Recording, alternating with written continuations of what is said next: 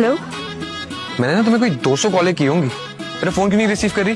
कब्रिस्तान में थी मैं, इसलिए। तो वहाँ सिग्नल नहीं आते? बकवास मत करो मेरे साथ। जो बात करने के लिए कॉल की ना वो बात करो। लड़ने के लिए कॉल किया तुमने मुझे?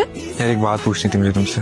पूछो। तुम्हें मुझसे चीजें छुपा के मिलता क्या है? सुकून। सुकून मिलता है। और जो मेरा सुकून छीन कर वहाँ बैठी है उसका क्या? बेसब्रे इंसान। आ जाऊंगी थोड़े दिन में तुम्हारा सुकून खराब करने। और मुझे आप कॉल मत करना प्लीज। क्यों?